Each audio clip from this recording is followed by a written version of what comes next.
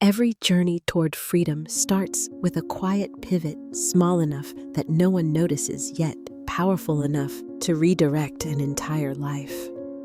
I stood by the window of my 11th floor apartment in San Diego, the golden hue of sunset brushing against my tired face after yet another day of back-to-back meetings. I didn't say a word. I simply opened my laptop, pulled up the Flights to Venice tab I had bookmarked 3 months ago, and hovered over the Book Now button. My hand trembled slightly. Then I clicked. A one-way ticket to Italy. Just me. No announcements. No permission. No need for approval. It was a gift to myself after 8 years of working without a real break. 8 years of living like a background character in my own family, where birthdays, holidays, and even conversations revolved around one person, my younger sister Elise and her kids. Elise was the golden child, the radiant mom, the perfect wife, the star of every family gathering. And me, I was the listener, the planner, the one who rescheduled meetings to pick up her daughter from daycare, the quiet helper, the reliable one, the one who gave up without ever saying a word. Until I started realizing I was slowly disappearing. Venice was a dream I never dared say out loud. In my small apartment, I carefully organized Italian magazines by color. I pinned travel maps to a corkboard. I practiced Italian every morning, and I quietly added dollars to a savings jar labeled, "I deserve this." But what made this decision revolutionary wasn't the destination. It was the fact that I didn't ask anyone's permission to live my own life. That day, after booking the flight, I stepped out onto the balcony and closed my eyes as the ocean breeze swept over me. In my mind, I heard the sound of gondolas drifting through water, the cry of seagulls, and my own laughter, quiet but real. I didn't tell my family. I knew exactly what would happen if I did: the guilt, the scolding, the pointed questions. "You're going alone. Who's picking up Ellie that weekend? Can't you reschedule?" Elise has a lot going on. They were used to me always saying yes. But this time, I didn't. The first person I told was Jessica, my coworker. Her eyes widened. "You actually booked it?" "Yep," I said. "Not round trip. One way." She hugged me hard. "Clara, you finally chose you." That night, I opened a bottle of red wine, played a vintage Italian playlist, and wrote the first lines in a new journal I've spent my whole life waiting to be heard. But now I realize what I truly need is to listen to myself. For the first time in years, I felt weightless, like a stone had been lifted from my chest, a stone named family duty that I'd carried as if love was something that had to be earned through constant sacrifice. Inside me, there was no rebellion. Just a quiet voice, growing louder. I matter too. I deserve a full life too.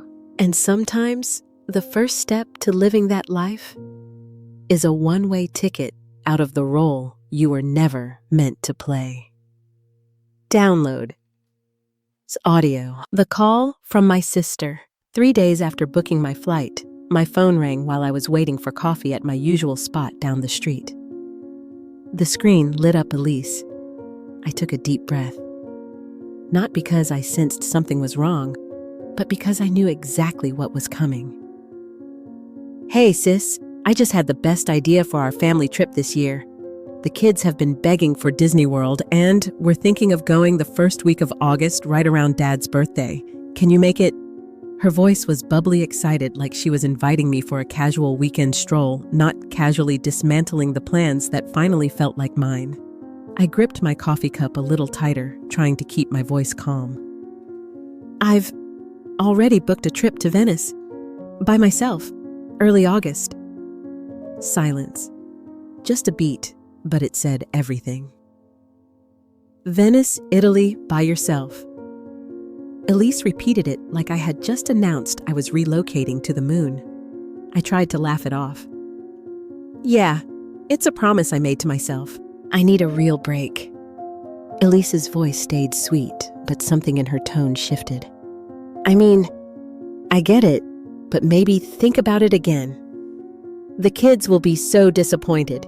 It won't feel like a full family trip without you. Mom was hoping you'd come too. Maybe you can just reschedule your trip. Sounds reasonable, right? So caring, so family first. But I've heard this version of the script too many times. The vacations I postponed to take my niece skiing, the conferences I skipped to babysit while Elise went on date nights, the birthdays of mine that were accidentally forgotten in favor of her kids' parties. And not once had anyone ever asked me, "Are you doing okay?" In my mind, a voice whispered, Don't let them pull you back in. I'm sorry, Elise. Not this time." There was a pause. Then her voice turned soft but heavy, like I'd just done something terrible. "You know, I go through a lot too, and it's hard when you're always so distant. You always do your own thing, like you don't care about anyone else's feelings." The coffee in my hand was cooling, and my heart cooled with it. Quietly, I said, "No, Elise. I've spent 33 years doing what everyone else needed. I'm just now learning how to live for myself." And then I hung up. My heart pounded, not from anger, but from something far more unfamiliar strength. For the first time in my life, I didn't explain myself. I didn't smooth things over. I didn't shrink just to be accepted. I simply told the truth. And sometimes telling the truth to the people you love is the bravest thing you'll ever do. The invisible web of manipulation. I used to think I was strong enough not to be hurt by words. But there's something sharper than knives, colder than ice, sweet manipulation so subtle you don't realize you're bleeding until it's far too late. 3 days after Elise's call, my phone started buzzing nonstop. First, a text from my mother. "Sweetheart, wouldn't a warm family trip to Disney be better than Venice? Venice can wait, can't it?" Then my aunt.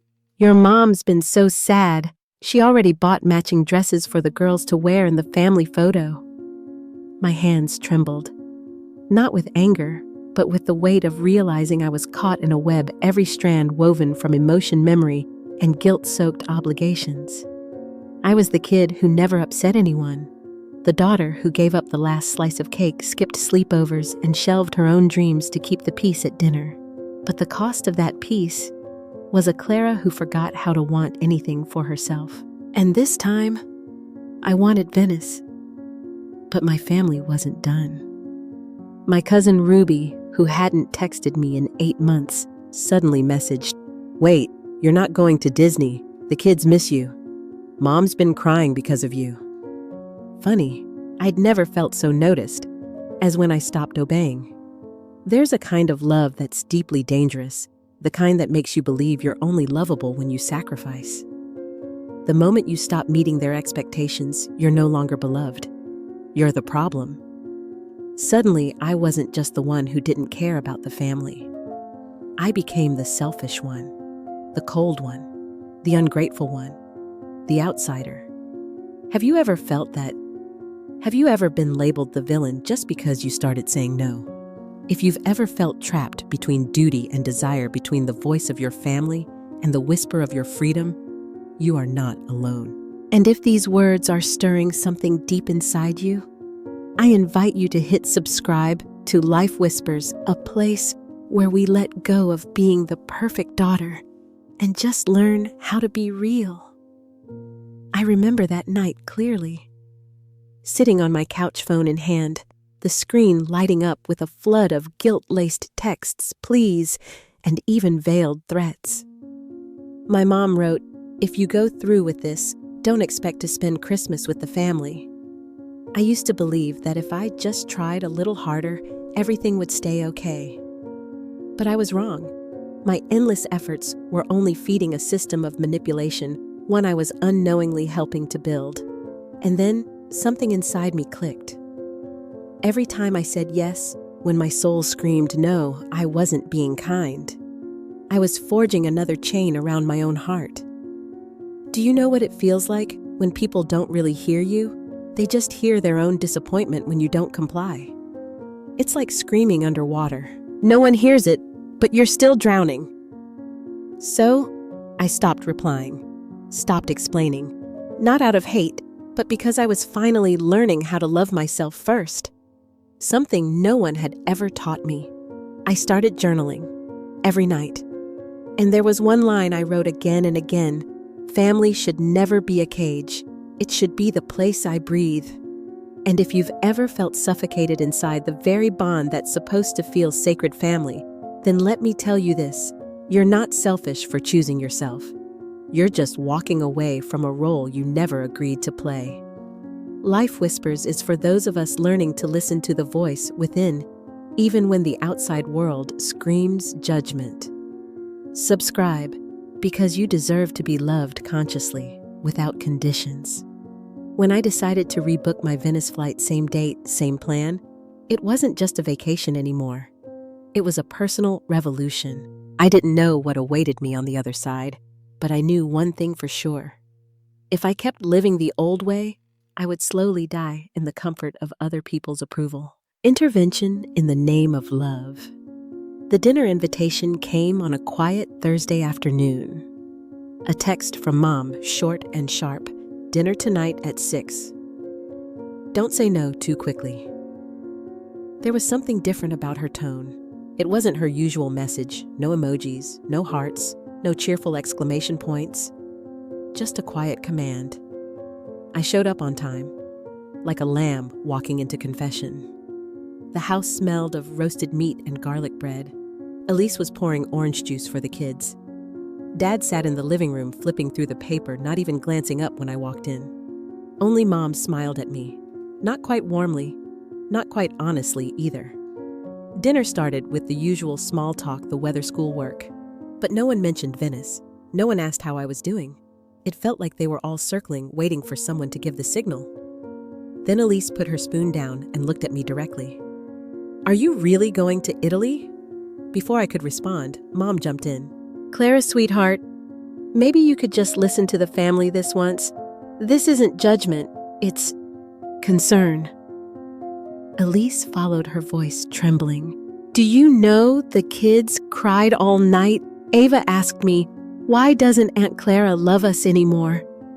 Do you know how that feels?"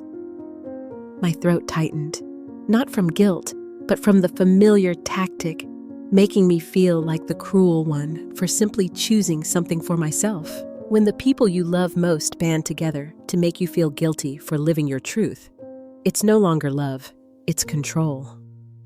I didn't yell. I didn't storm out. I simply set my fork down and said softly, "I'm not saying no to my family. I'm just done saying no to myself." Silence fell over the table. Mom looked at me like I had betrayed her. Elise started crying. Dad, for the first time in 30 years, folded his newspaper. He didn't take sides, not even mine. I didn't blame them. I blamed myself for playing a role I never chose for far too long. And that role had been choking the life out of me. If you've ever walked into a room where everyone says it's out of love but you leave in tears, I see you. And if you need a place to reclaim your voice, a space where no one shames you for choosing yourself, hit subscribe to Life Whispers.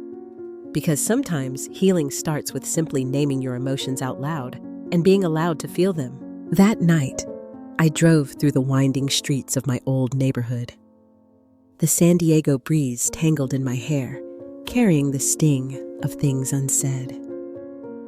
I remembered the last time I truly felt free. I was 19, sitting alone on my dorm balcony, writing in my journal. I want to live in a way that feels beautiful to me. 20 years later, I still hadn't done that. I came home, didn't check my messages, didn't respond to anyone. I turned off my phone, made a cup of tea, and sat down to rebook my flight. Same departure date, same dream. I wasn't rebelling against my family. I was finally done rebelling against myself. Healing doesn't begin in faraway places. It begins the moment you choose you, even in a room full of people claiming it's because they love you. And if that disappoints someone, maybe they never truly loved you, just the version of you that always obeyed. Quietly preparing for the journey, I started folding clothes at 10 p.m. Not because it was late, but because my mind kept circling one question. Am I leaving something important behind? Each dress I folded felt like reclaiming a piece of myself.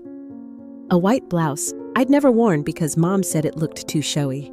A red dress I adored but had tucked away for 2 years, afraid Elise would say I was trying too hard. Now I folded it gently, as if shedding an old skin, the kind I wore to fit their expectations.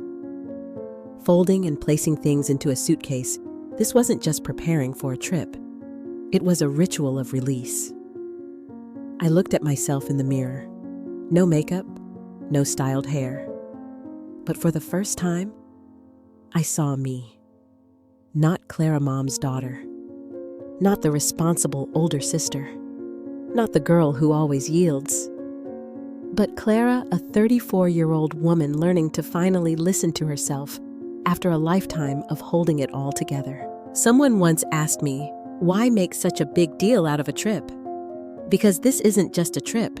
It's the first time I've chosen myself without asking for permission. I know they'll say I'm stubborn overreacting, but the truth is, staying silent for too long is a reaction. A reaction that erodes self-worth, that fades your soul. I printed my ticket, booked an airport shuttle, checked the Venice weather. Sunny skies, warm like a soft welcome. I opened a map and marked my stops: Piazza San Marco Rialto Bridge, the vibrant island of Burano. I didn't post about it. I didn't tell anyone at home. For the first time, I kept a dream just for myself. And strangely, I felt lighter than ever. One thing I've learned, freedom doesn't always scream, "I'm fine." Sometimes it simply whispers. You're allowed to be alone, without guilt, without explanation. If you've ever stood in front of a mirror, hand on your suitcase, heart pounding, while someone's voice echoes in your mind, calling you selfish, I want you to know you're not selfish. You're saving yourself. And if you need a space to remind you of that every day, a place to breathe, to let go, to live without pretending, hit subscribe to Life Whispers. Because here we stop performing and start being. I slipped my journal into my handbag, the one I've been writing in every night. Inside, there's a page underlined in bold red ink. Venice is not a destination. Venice is me. I used to fear that if I didn't please others, I'd be left behind. But now I know being left behind by someone who never truly saw you is actually freedom. I no longer need anyone to validate this trip. I just need me to know that it's necessary. That night, when I zipped up my suitcase, my heart felt full. Not from the luggage, but from something deeper. For the first time in years, I felt worthy. Worthy of choosing. Worthy of dreaming. Worthy of walking forward without turning back to apologize for it. From the airport to Europe, the healing begins. I pulled my suitcase past airport security, moved through the blur of loudspeaker announcements and the hurried eyes of strangers, and yet it felt as if I had just stepped out of a past life. I didn't cry. I didn't tremble. But inside me, a quiet voice kept echoing, I'm really doing this. The airport buzzed with lights and people, yet I felt a rare stillness within, as if all the inner tug-of-wars, the guilt, the fear of being misunderstood, had all been left behind at that security gate. I turned on my phone. 9 missed calls. From Mom, from Elise, even from Ruby. I looked, then turned the screen off. Not because I didn't care, but because I had stopped letting my emotions be hijacked by someone else's urgency. I sat in the waiting lounge, coffee in hand, eyes on the digital board Venezia Marco Polo. On time. For the first time, a distant place felt strangely familiar, like an old friend, waiting after years of silence. It was a long flight. I didn't sleep. I watched the city lights shrink beneath me, listening to the engine hum in rhythm with my heartbeat. Up in the sky, no one called me the good daughter, the perfect sister, or the selfish one. Up there, I was just Clara. And for the first time, I truly breathed. The next morning, the plane landed. Venice greeted me with a crisp chill and a golden sunlight dancing off the water. I wheeled my suitcase out of the terminal, and the moment my feet touched the worn stone street, something inside whispered, "I've arrived." Not just at a destination, but at a beginning. I rented a modest little apartment at the edge of the island. Not luxurious, not Instagram-worthy, but it had a window overlooking a narrow canal where gondolas floated by slowly, as if even time itself was pausing to let me heal. I brewed some tea, opened my suitcase, and did absolutely nothing else. No rushing to check in online, no frantic photos. I simply sat by the window, watched the water drift by, and let myself be empty. You know what happiness isn't always about what you add to your life. Sometimes it's about what you dare to let go of. Letting go of pressure, of roles, of needing to please, of fearing solitude. If you've ever felt tired of always being someone for others, I invite you to subscribe to Life Whispers, a space where you can finally listen to the smallest voice within your heart. No noise, no rush, just a quiet return to yourself, slow but real. That evening, I wandered through the cobbled alleys. Every step over those ancient stones felt like walking through layers of memory, but this time, not someone else's memories. For the first time, life felt this light when I wasn't holding on to anyone and not chasing after anything. I took a bite of cannoli, sat on a stone stair by the canal, listening to water lap against the shore. I laughed softly, not dramatically, but it was the first laugh I knew came purely from me. Freedom isn't living without attachment. It's living without needing permission. Venice taught me that on just the very first day, reuniting with myself among fairy tale canals. I crossed a small stone bridge, its sides covered with a thin layer of moss as the morning sun slanted down and lit up the water below in a soft golden hue. Venice at dawn has a scent like no other, the smell of ancient water, of damp old wood, of fresh pastries from the corner bakery, and something else, the raw, unapologetic fragrance of things that have never tried to hide their age. I wandered like someone without a home, yet never had I felt more at home. No one recognized me. No one expected anything of me. And because of that, I was free to be myself. I stopped in front of an old art shop. Inside were faded wooden frames, a few scribbled sketches of the city drawn in rough, honest strokes. A little Italian girl, maybe 6 or 7 years old, sat at a small table painting, her hands stained with watercolor. She looked up at me and smiled. No hesitation, no judgment, just a pure, unconditional smile. I smiled back without thinking. And in that moment, I realized how long it had been since I smiled at a child. Even the child inside myself. There was a time I was that little girl. I used to draw wildly colorful pictures, a purple sun, a green roof, and my teacher once told me, "Your imagination is a little strange." I think that's when I began to shrink. Little by little, because of small sentences like that. As I grew up, I put away my colors. I learned to stay within the lines, to say the right things, to do what was proper, until eventually, I forgot I once had a soul filled with wild colors. I stood there looking at that little girl in the shop, and without warning, tears fell. No drama, no sorrow, just a silent embrace between the woman I am today and the child I once was finally meeting again.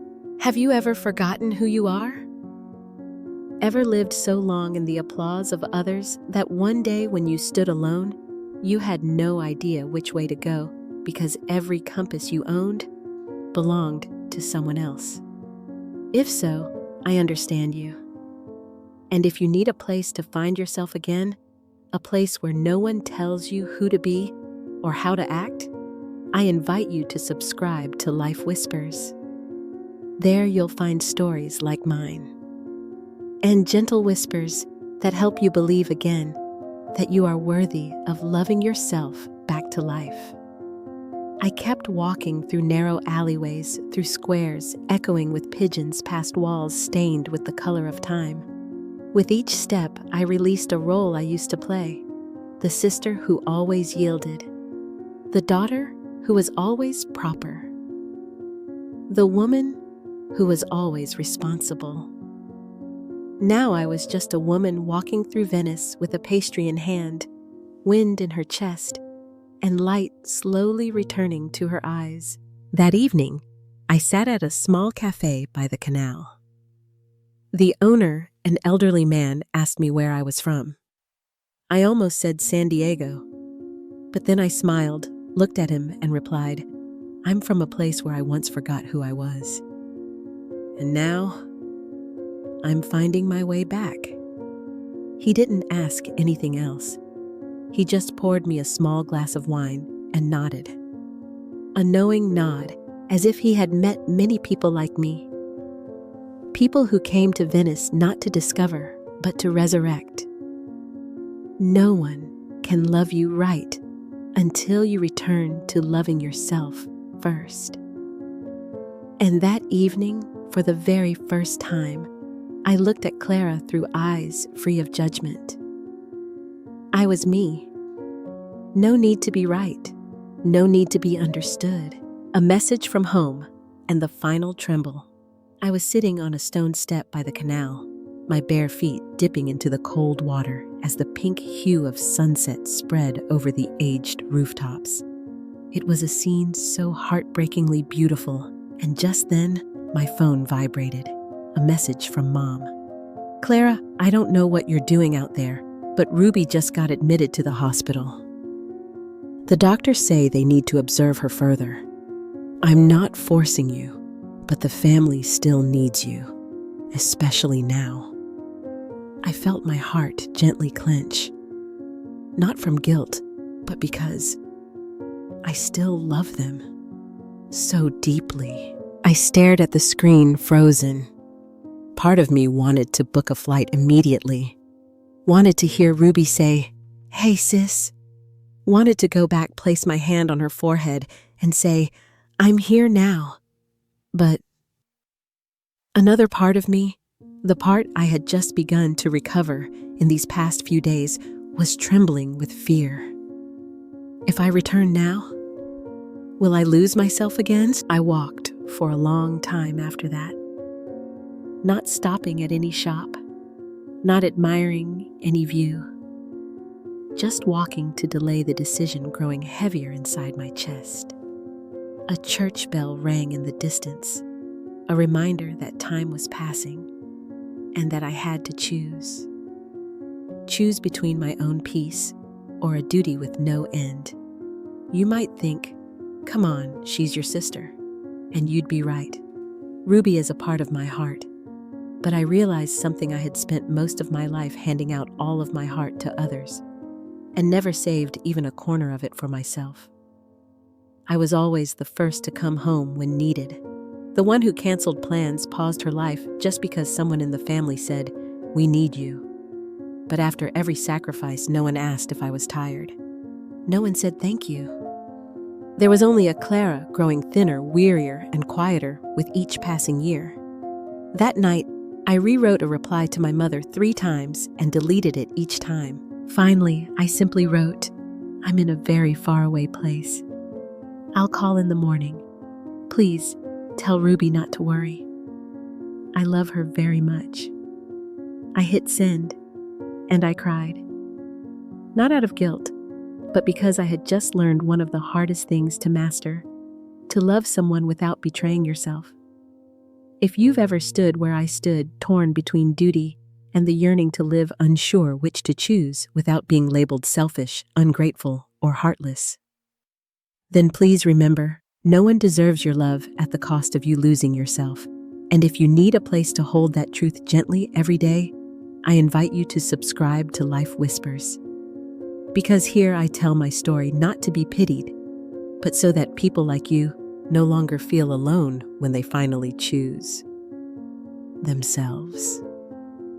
I sat again on the railing overlooking the canal, watching a small boat pass its lights scattering across the water like glittering ribbons. I placed my hand on my chest.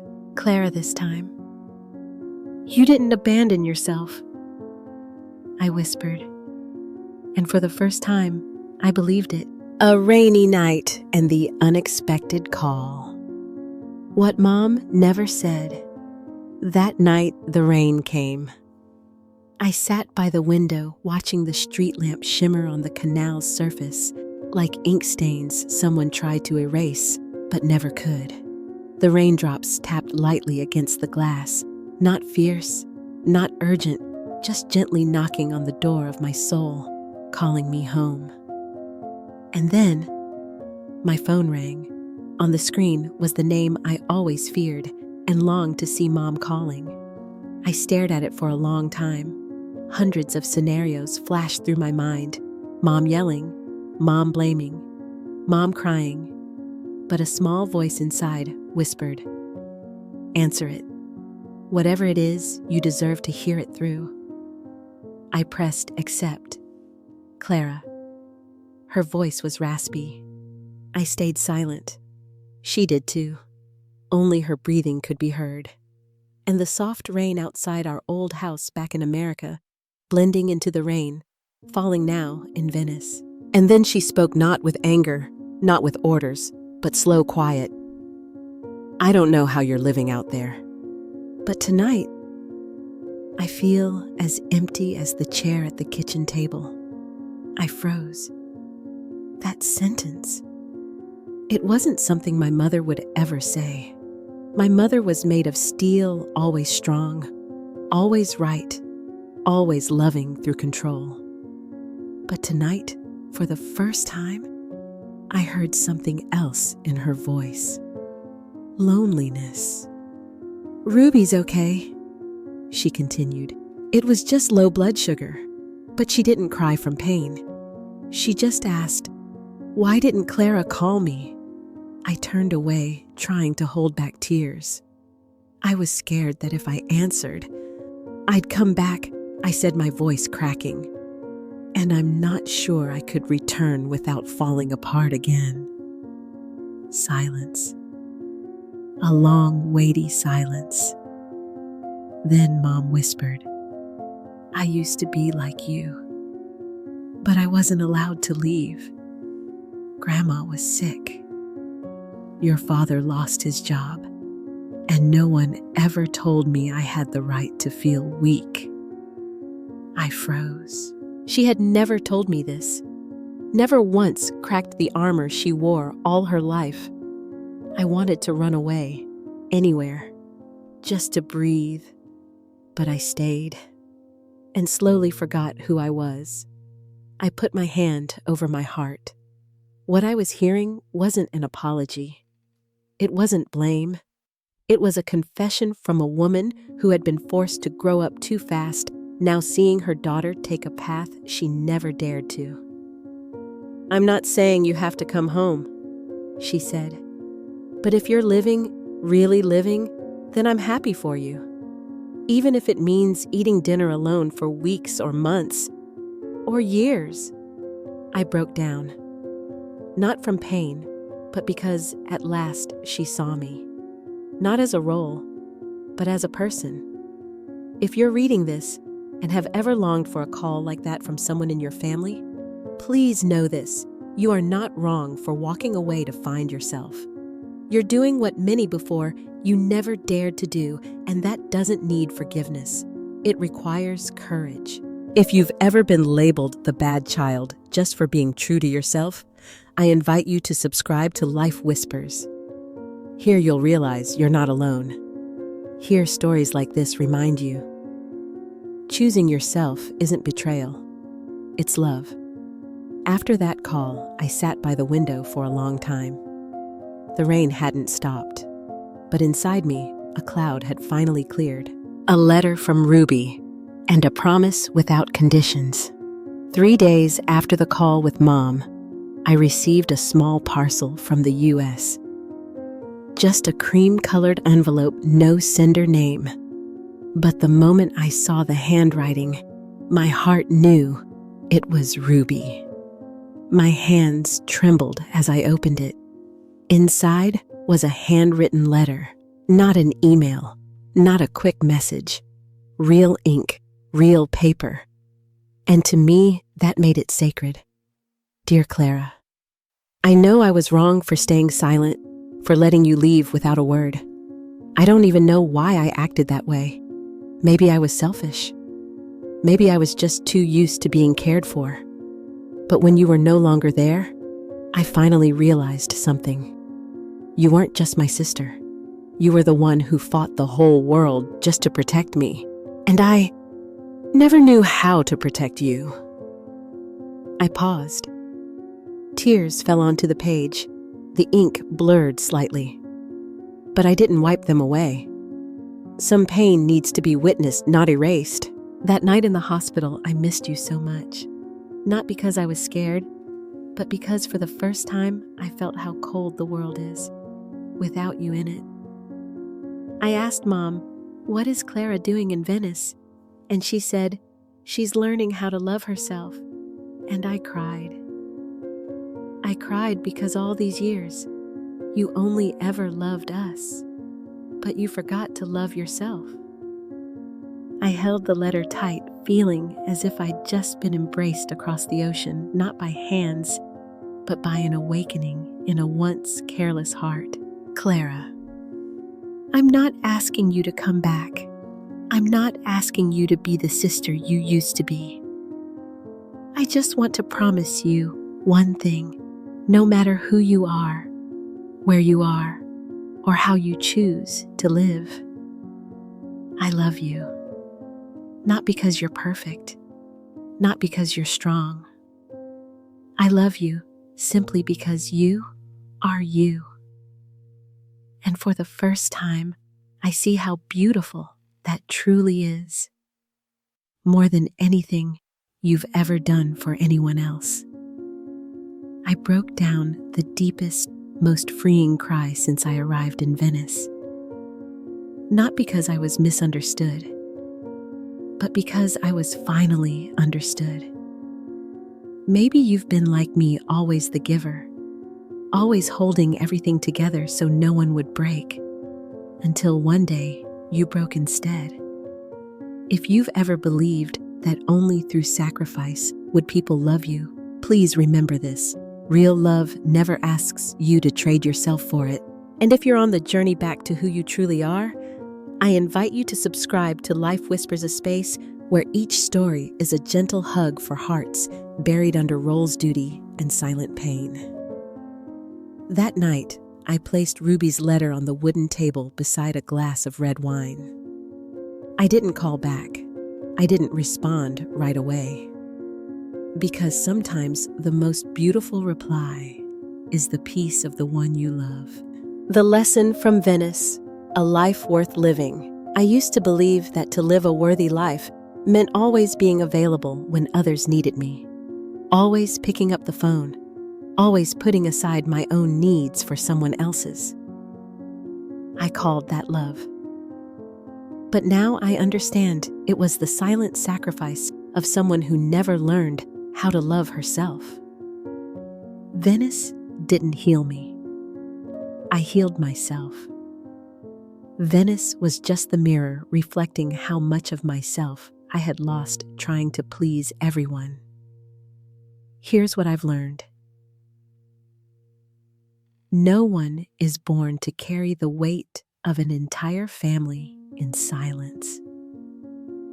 No one is obligated to sacrifice their personal life just because they're the eldest daughter, the responsible one, or the one who gets it. And this, if you have to disappear from yourself to maintain a relationship that's not love, it's depletion. I forgave my mother for the expectations she placed on me, even if she never knew she was doing it. I forgave Ruby for her silence, which once felt like abandonment. But now I understand she was just a child who had never been taught how to love in return. And most importantly, I forgave myself for staying silent too long, for draining my heart dry just to keep things peaceful, and for once believing that I didn't deserve a full life unless someone gave me permission to live it. Venice taught me this. Life doesn't wait for you to be ready. It doesn't wait for you to be free. You have to live in the middle of the chaos. Live even when your family doesn't understand. Live even when you still love them. Because if you don't live for yourself, who will? If you've read this far and seen pieces of yourself in my story, I want to say one thing. You are not selfish. You're just learning how to return home to yourself. Let yourself rest without guilt. Say no without explanation. Walk away quietly without feeling wrong. And if you're looking for a space to grow, to heal, and to live more fully day by day, I invite you to subscribe to Life Whispers, because here we both understand no one has to be perfect to be loved. You only have to be real. A life worth living doesn't begin with money, status, or praise. It begins the moment you look into the mirror and finally see the person you've forgotten yourself. And if today you're looking into that mirror for the first time in years, welcome home. Thank you for walking this journey with Clara. If you saw yourself in her story, share it so someone else can heal too. And don't forget to subscribe to Life Whispers, because sometimes all we need is a quiet voice that says, "You are enough."